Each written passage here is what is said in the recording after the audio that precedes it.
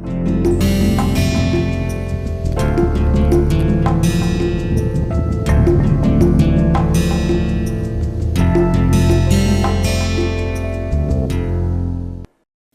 2 is based on the basic algorithms on message passing system.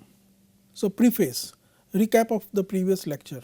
Distributed, we have seen in the previous lecture that distributed algorithms assume asynchrony, local knowledge and the failures. In this particular lecture, we are going to further on discuss these three issues, how using these three different constraints we are going to design the distributed algorithm. So, content of this lecture would be that the formal model of the distributed message passing system will be used to deal with this asynchrony and local knowledge. Two main timing models which we are going to cover up is synchronous and asynchronous, and few simple algorithms for message passing systems with arbitrary topology with both synchronous and asynchronous model will be discussed. These algorithms which we are going to cover today will do the broadcast of information in the network. They will collect the information and they will construct the spanning tree of the network. So, today's lecture will become the basic building blocks of distributed algorithms. Message passing model. So, in a message passing model, processors communicate by sending the messages over the communication channel, where each channel provides a bidirectional communication between two processors. So, the pattern of connection provided by the channels describe the topology of the system. The collection of the channel is referred to as the network.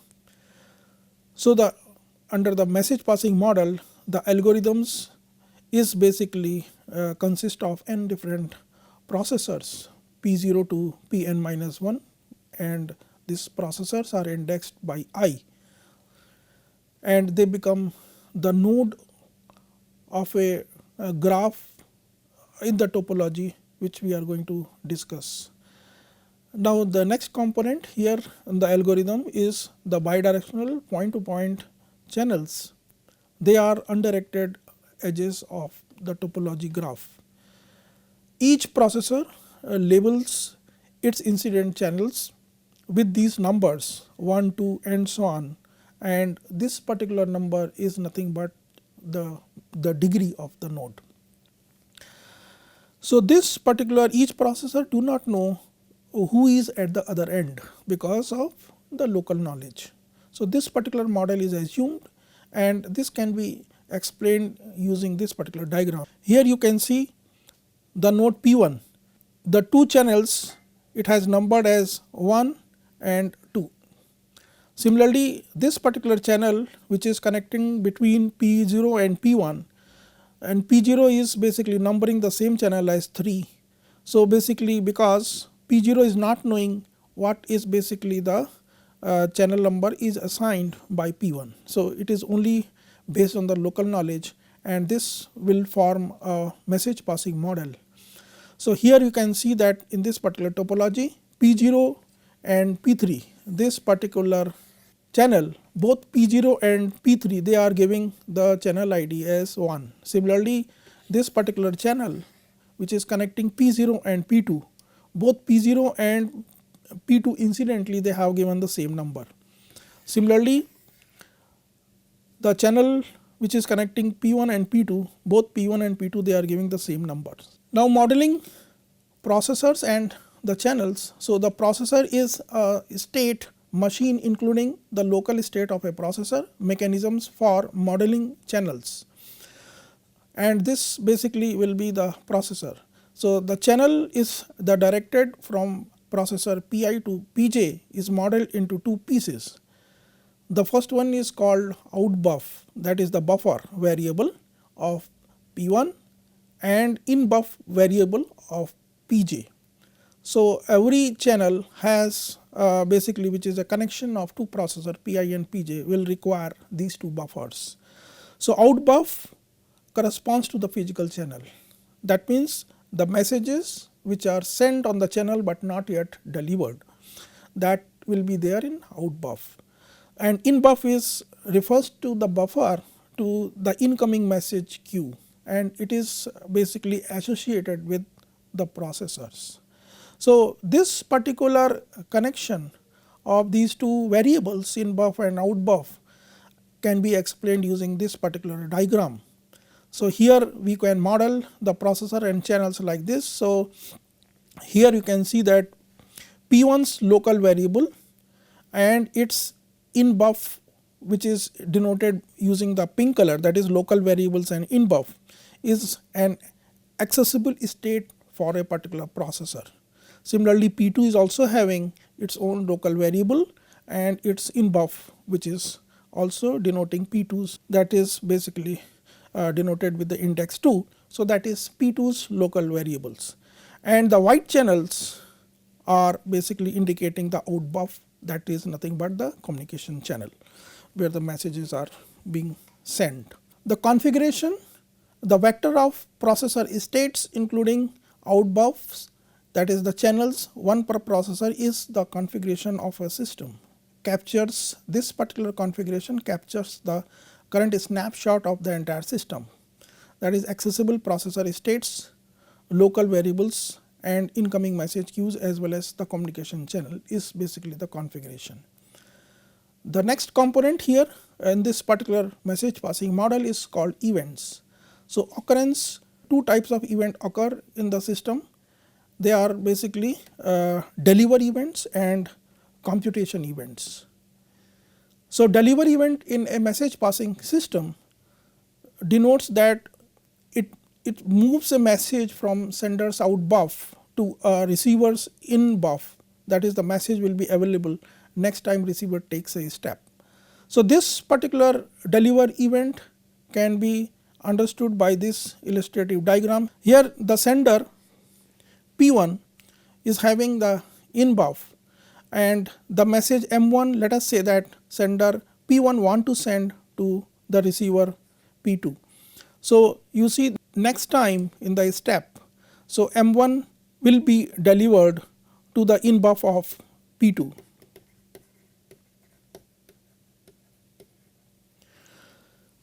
So, from sender to receiver the message will be delivered using this particular event called deliver event.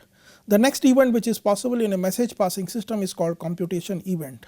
So, computation event is represented by computation COMPI will occur at one processor, that is why for a particular processor Pi it is denoted as COMPI, occurs at one processor. Start with the old accessible state, which is nothing but a local variables and the incoming messages.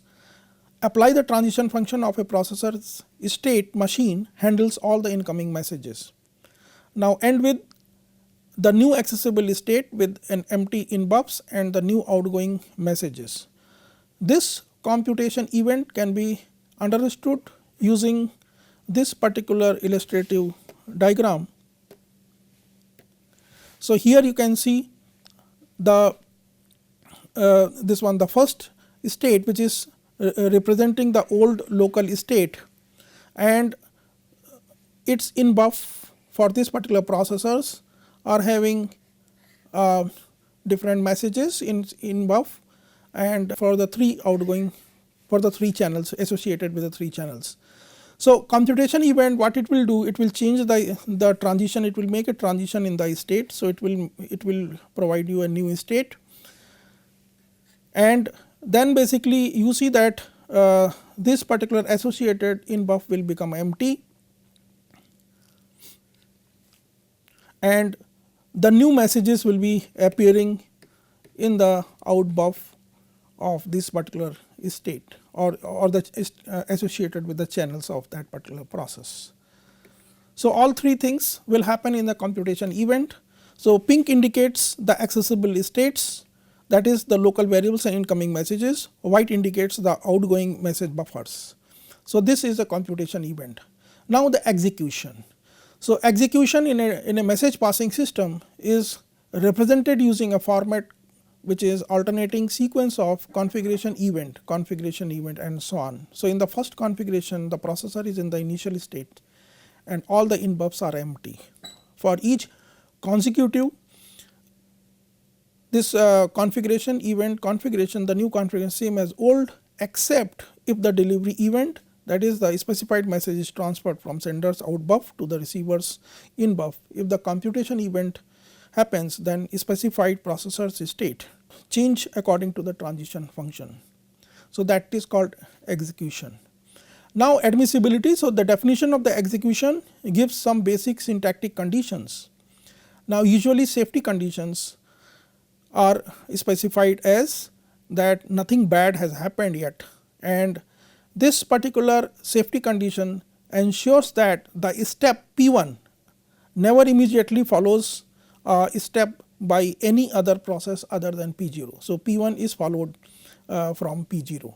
So this will ensure a safety condition in the execution. And further on, if we impose additional constraint which is called liveness conditions. So liveness condition means eventually something good happens. So liveness condition is a condition that must hold a certain number of times, possibly infinite number of times. So eventually something good happens after that. So any sequence that satisfies all the required safety conditions that we have discussed earlier for a particular system will be called an execution. If an execution also satisfies the liveness condition, then it is called an admissible. So execution satisfying the additional constraints are admissible. So these are the executions that must solve the problem of interest. Now the type of message passing systems. There are two types of message passing systems. They are asynchronous and synchronous. So asynchronous system, the system is said to be asynchronous if there is no fixed upper bound on how long it takes for a message to be delivered or how much time elapses between consecutive steps of a processor. So that means this asynchronous is basically dealing with the message delays and also the computation delays together, and that is not known or unbounded sometimes. So for example, an example of an asynchronous system is the internet, where the message can take days to arrive, although often they may take seconds. Now the second type of system is called the synchronous system. In synchronous model, processors execute in a lock steps. The execution is partitioned into the rounds, and in each round each processor can send a message to each neighbor. The messages are delivered and every processor computes based on the message just received. Now asynchronous message passing systems. Asynchronous message passing systems is an execution is admissible for asynchronous model if every message in the out buff is eventually delivered and every processor takes infinite number of steps. No constraints on when these events takes place. Arbitrary message delays and relative processor speeds are not ruled out.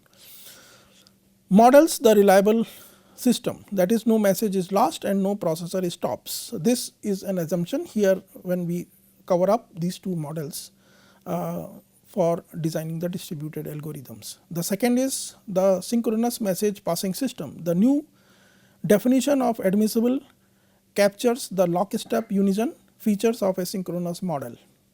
This definition also implies every message sent is delivered, every processor takes an infinite number of steps. So time is measured as the number of rounds until the termination. We have introduced the basic model for distributed algorithms, which are based on synchronous and asynchronous model without any failure. And using this particular model, now we are going to discuss some of the basic algorithms, and which is the basic building blocks. So the first basic algorithm which we are going to cover up is about the broadcasting and the convergecasting on a spanning tree. So let us begin with this algorithm design. Broadcast over a rooted spanning tree. Now broadcast is used to send the information to all the nodes. Now suppose the processor already have the information about the rooted spanning tree of the communication topology. So what is a spanning tree? Here tree is a connected graph with no cycles, and that tree which spans over all the processor is called the spanning tree, and rooted means there is a unique root node of a tree is called a rooted spanning tree. So we assume in this particular algorithm a rooted spanning tree is given, is already provided as the infrastructure facility. and then we are going to introduce, or we have to see the algorithm that is called a broadcast. Now, this particular rooted spanning tree can be implemented using two variables, that is the parent and the child. These are the local variables at each processor. So this will indicate which incident channels lead to the parent and the children in the rooted spanning tree. So these two variables form the rooted spanning tree structure over the network. Now the algorithm. So root initially sends message M to its children. Now when the processor I receives M from its parent, then it will send M, that is the message, to its children and terminates. Okay, so this will form the basic algorithm for broadcasting. Let us understand here in this algorithm, that is the algorithm 1 spanning tree broadcast algorithm. Initially M is a message, is in transit from PR. PR is the root from a processor which is required, or which will initiate the broadcast to send the message to all its children in the spanning tree. So the code for the root for that is PR goes like this: 2 steps. Step number 1, upon receiving no message, then basically it will terminate the code number, or for the codes for the different processors other than root. Upon receiving the M, that is the message from the parent, send M to all the children and then terminate. So this will be the broadcast algorithm over a rooted spanning tree. Let us understand through this particular illustrative figure. So here in the figure 1, you see that the root node PR will want to send the message M to all the other nodes. So it will basically send to its outgoing channel, because you see the structure is a spanning tree. Spanning tree is shown as the dark lines, and dotted means the channels which are not in the spanning tree. So M will be sent to the dark lines. Now after the M is received by the received node, that is PI will receive from its parent. So then it will send to the other children's, which is shown as the dark nodes, and so on. So in this particular way the steps will form and the message will eventually be delivered to all the nodes, and this is called broadcasting. If we see the analysis, that is the complexity analysis of this broadcast algorithm with on a rooted spanning tree, if we consider the synchronous model, then the time is the depth of a spanning tree. That means how much time this particular algorithm is going to take to terminate at all the nodes is nothing but the depth of a spanning tree. The depth of a spanning tree can be at most n minus 1 when the topology is a chain. So the number of messages here is n minus 1 by, because only one message is sent over the each edge of a spanning tree, and the total number of edges in any tree is n minus 1. So n minus 1 messages are required. Now asynchronous model also will have the same complexity, that is the time is required is the depth d of a tree and the message is n minus 1. So that was the simple algorithm for broadcasting. So broadcasting algorithm is used in the distributed system or in a network to transmit the information to all the nodes. The other simple algorithm which we are going to see is about the Convergecast. Convergecast is an opposite of the broadcast. So Convergecast is used to collect the information. Again we assume a rooted spanning tree, and where rooted spanning tree is implemented using parent and children variable at each node. Now the leaves will send the information to their parents, and a non-leaf will wait to get the message from each child, and then it will aggregate or combined, and then it will combine information will be transmitted to the parent. Take this particular example. In this example again we follow the same convention. The convention is that in this topology the dotted lines are non-tree edges and the solid lines are basically the tree edges. These are the tree edges. So, as you know, the Convergecast will start from the leaf nodes. So, all the leaf node will send the information to the parent like this. You see the nodes D, G, H, they will send the information to their parent nodes, and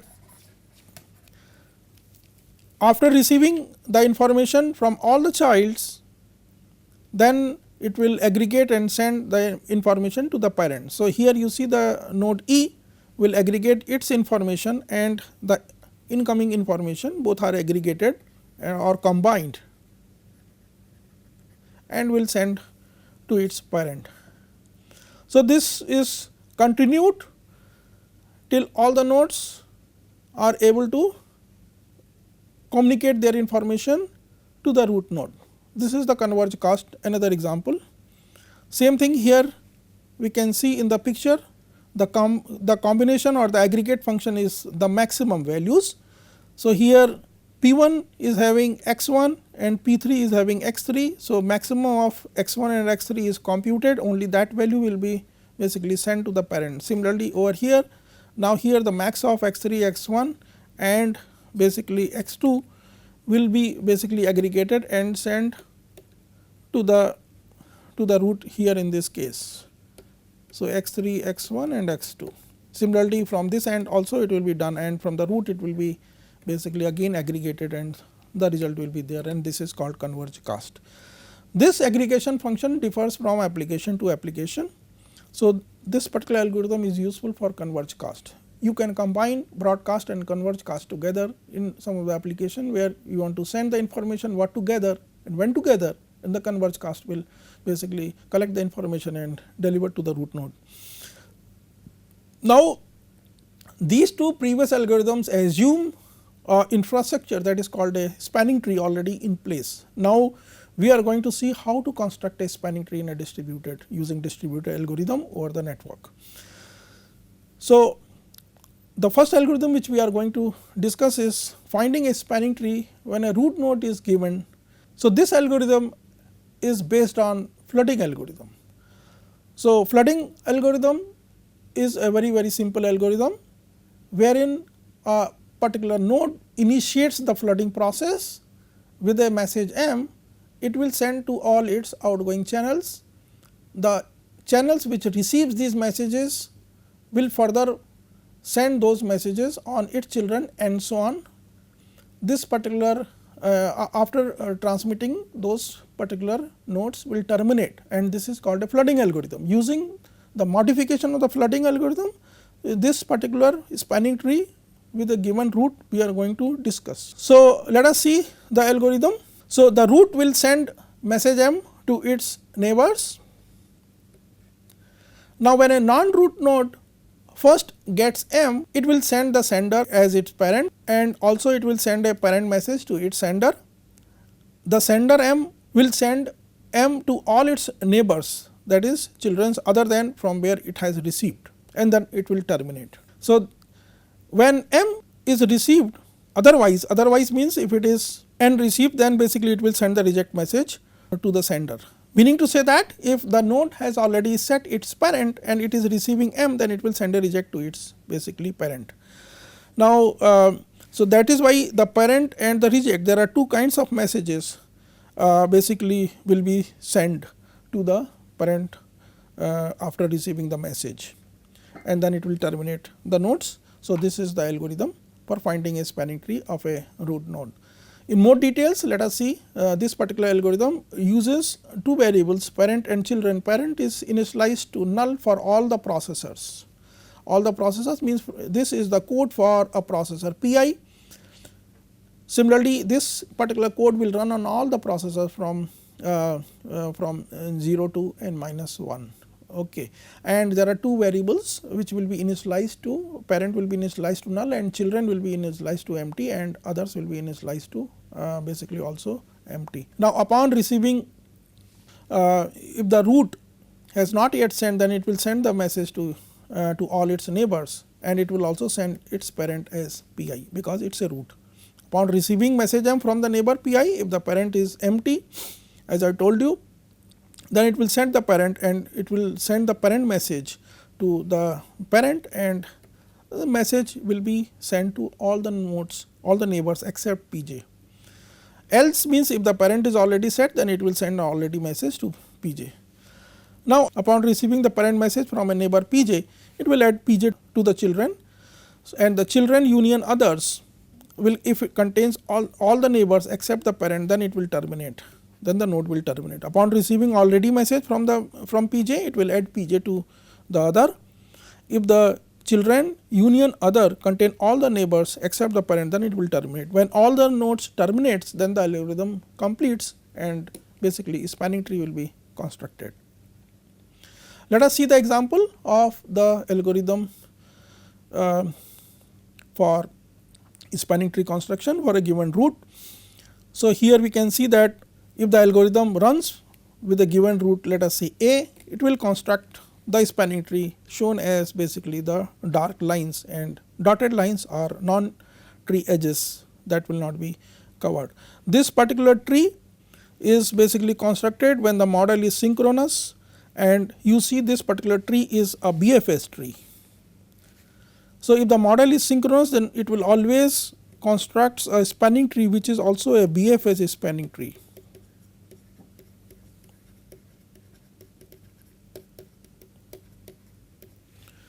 Now, on the other hand, if the model, the timing model is the asynchronous, then this particular tree is not necessarily the BFS. Why? Because the messages and the computational event, the processors, they have a different kind of delays. Okay. So, that is why the asynchronous model will not necessarily gives the BFS always using this particular algorithm. But as far as the complexity is concerned, total number of messages is m is the number of channels or the edges are there in that particular graph, and the time which it takes is of the order diameter, that is. So, we can see here is that in asynchronous execution, what kind of tree, spanning tree we are going to get. Kind means there are two kinds of spanning tree we are talking about, one is DFS and the other is BFS. So, as we have seen that in a synchronous mode of this algorithm, this particular algorithm always gives a BFS, but if it is asynchronous, then sometimes it will give BFS, sometimes it gives a DFS, or it may not give BFS or DFS. So, basically asynchronous execution in this tree, neither BFS nor DFS kind of tree is being resulted. So, basically it is a spanning tree only without this particular property of BFS and DFS, if it is the model is asynchronous model. Now, if the root is given, then how are we going to find out a DFS spanning tree? So, this is the algorithm which we are going to discuss now. So, this algorithm definitely gives you the DFS spanning tree, that is the spanning tree will be having this property, and this particular algorithm requires root to be specified, that means a initiator node to be known, and it requires if the variables like parent which is initialized to nil and children is empty, then unexplored is all the neighbors of a particular process pi. So, there are three different variables are required in this algorithm. So, we are going to see how these particular variables are used. So, initially all the parents will be empty or null. So, let us see upon so the parent will start by initializing its parent variable as pi and it will explore. So, if the parent is having unexplored nodes in its variable, then it will select pk, that is the first processor in explored, remove pk from unexplored and send message m to pk. Okay. And then upon receiving the message m from pj, if the parent is null, the first time it is receiving the message, then it will set the parent from where it is receiving the message, that is Pj, and will remove Pj from unexplored, its unexplored of this Pj, and then again it will explore, and so basically that message it will send to one of the neighbors, one of its neighbors, and which will be taken out from the Pj, and so on. Now, if the message is already basically, if the parent is not null, then it will send the already message to Pj, because Pj has already set its parent variable. So, it will send already message back. So, upon receiving already message from Pj, it will start exploring, that means it will explore to the next possibility in its unexplored node, and so on. So, the termination will occur here when it comes to the explored, and the explored is already exhausted, and if the parent is not Pi, then it will send the parent to the parent message to the parent, and it will terminate, and when the root will get the parent message, then the entire algorithm terminates. So, this particular algorithm 3 will construct a DFS spanning tree. It is almost same as the sequential algorithm which we have seen on the DFS, but it will run on the distributed setting. So, the previous algorithm ensures the spanning tree is always having a property which is called a DFS tree. So, as I told you, it is analogous to the sequential DFS algorithm about message complexity. So, it will be of the order m, since the constant number of messages are sent over the edges. Time complexity is also of the order m, since each edge is explored in this particular series. So, this particular algorithm is having same order m for the message complexity and order m for the time complexity. The challenge is that how to design the DFS spanning tree when the root is not given. So, the next algorithm would be to find a spanning tree without a root node. Now, we assume that the processors have the unique identifiers, and here it is written otherwise impossible. So, impossibly means there is a impossibility result, which says that if the processors do not have the unique identifier, then this algorithm will not work. So, this algorithm assumes that the processors have unique identifiers. So, the idea here in this particular algorithm is that each processor runs the copy of DFS algorithm which we have seen earlier with a root node with itself as a root, and tag each message with the initiator ID to differentiate. Now, when the copies collide with and the copy with a larger ID wins. So, let us see first this particular algorithm, and then we will discuss about the complexity of this particular algorithm.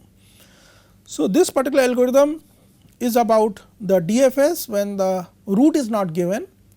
So, basically some of the nodes which will wake up, they will start constructing DFS as per the algorithm number 3. So, that means several DFS tree construction will be initiated if more than one nodes they wake up simultaneously, and after that they will send the message, they will explore. So, that means they will set its leader and its parent Pi, and then it will explore. So, in the explore it will send the leader to one of the neighbor node through the channel, and upon receiving this leader message from Pj, the node has different possibilities. So, for example, if the node is already basically a part of another construction of a DFS tree, then it will collide. So, this particular case will deal with the collide, and if the node which has received this leader is on the same tree, in the same DFS tree, then leader is equal to new ID, and it will send already message to the already leader to the Pj. Otherwise, what it will do? Otherwise, it will stall the new construction of a DFS to grow further. So, that means collide in the sense, if the collide and the incoming leader of the node is having higher ID, then it will basically survive and it will basically grow further, otherwise it will stall, the growth. So, there are 3 possibilities which are explained over here, and rest of the algorithm steps are basically the same. Now, the complexity of this particular algorithm is shown as the message complexity is of the order n times m. Why? Because order m is the complexity of the DFS with a root node, and since n different processors can initiate it, so it becomes order of m times n message complexity, and the time complexity is of the order m, that is the total number of the edges or the channels in the graph. So, in the conclusion we can see that this particular lecture has introduced you a formal model of a distributed message passing system for synchronous and asynchronous timing model with no failures. So, we have not assumed any failure, and in this particular model we have seen some basic algorithms. So, these basic algorithms in this particular model also we have seen how to analyze, how to do the analysis, that is the time analysis and the message complexity analysis.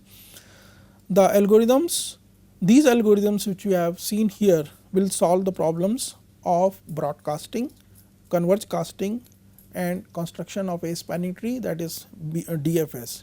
So, these are used as the basic building blocks of the distributed algorithm. Now, in the upcoming lectures we will try to give a more detailed discussion. They are more complex algorithms and they are basically called the leader election algorithm and minimum cost spanning tree construction algorithm. Thank you.